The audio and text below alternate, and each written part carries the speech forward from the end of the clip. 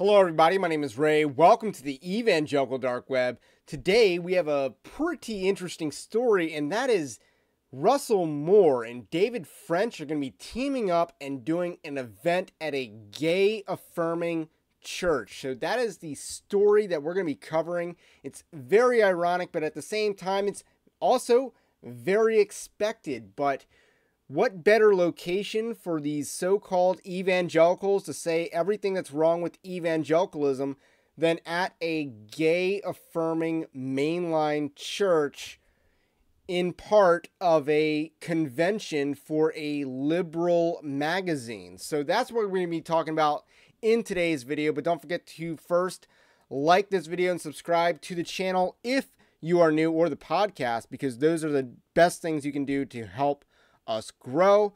Otherwise, the most you can do is join us over at evangelicaldarkweb.org/join. That's our Patreon-like system.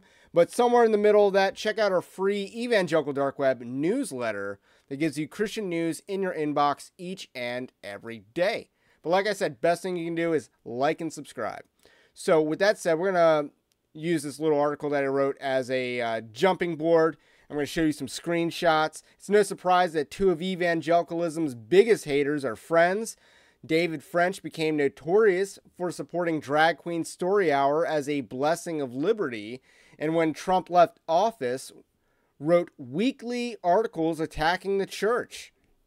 Russell Moore was head of the Ethics and Religious Liberty Commission of the Southern Baptist Convention, and he left after the SBC Executive Committee found his work to be a distraction to the gospel. And on his way out, he had to, write his famous letter. That was 2 years ago, of course. He became the editor-in-chief over at the notoriously liberal Christianity Today. We like to call them Compromise Today over here. So Russell Moore has a book out titled Losing Our Religion, an altar call for evangelical America. The book is a whiny tome to the ego of Moore that ironically calls people like Michael O'Fallon Christian nationalists. Nevertheless, he is on the book tour circuit, which has landed him numerous appearances as he deconstructs his faith in real time. And there's probably going to be a future video on that subject, but let's just talk about some of that for a second here. So I've seen Russell Moore's book. I've read parts of it. John Harris's review of it is pretty accurate from everything I've seen out of it. It is whiny. It is self-indulgent. It is effeminate. And he doesn't like to name names when he talks about people. And some of the people that he talks about include Michael O'Fallon.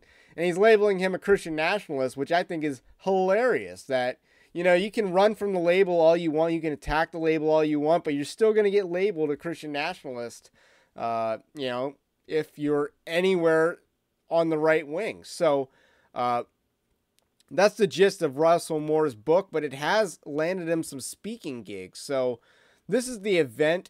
It is a one-on-one with Russell Moore and the Christianity Today editor-in-chief. On his new book on how evangelicalism lost its way.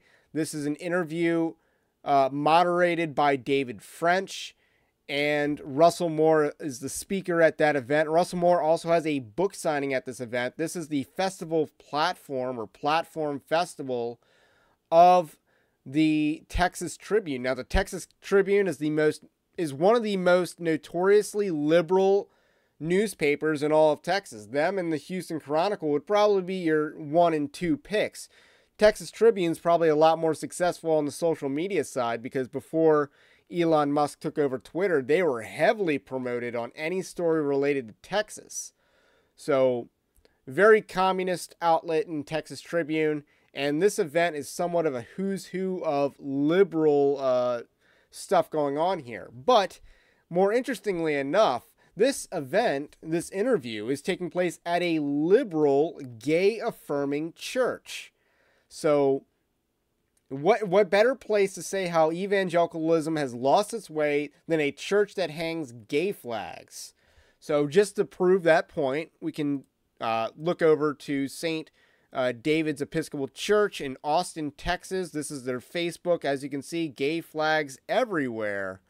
I don't even know when this was taken, but it's pretty gay. And then we also have their website, gay logo on their website as well. Again, it's an Episcopalian church.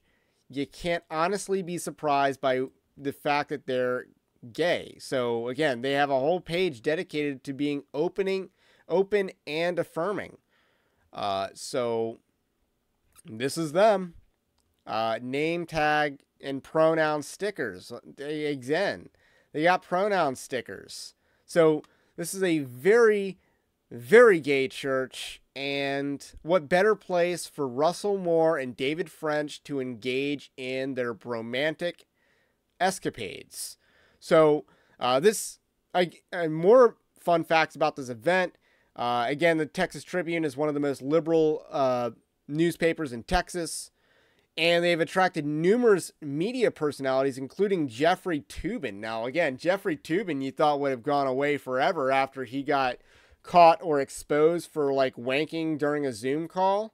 I believe they got him fired from one of the liberal outlets. Well, he's making a comeback. And we also have Larry Hogan, former governor of Maryland, who I vehemently dislike. He's speaking at this event because he has nothing better to do. Supposedly he's going to run for Senate in 2026 or something like that. And then we also have Asa Hutchinson. He is going to be doing an interview at the Texas Tribune event. Ironically, even though he can't qualify for the debate stage later this month. So he can't be on the debate stage, but he can be on an interview with the Texas Tribune. No other presidential candidates invited or booked for this event. So very much a who's who of liberals and communists. You also have John Greenblatt, whatever his name is, the president or CEO of the Anti-Defamation League, probably the most powerful anti-Christian organization in the country, is the Anti-Defamation League. So a lot of who's who of liberals, and it's no surprise that Russell Moore and David French are doing an interview there, and it's also not a surprise that this event would be using the facilities of a gay Episcopal church. So this story is exactly the narrative confirmation for those who have been skeptical of Russell Moore and David French's faith for several years now. So anyway, there's more to cover on this event. I think I'll do another story on this event tomorrow. Until then, have a blessed day, and we will catch you on the next one.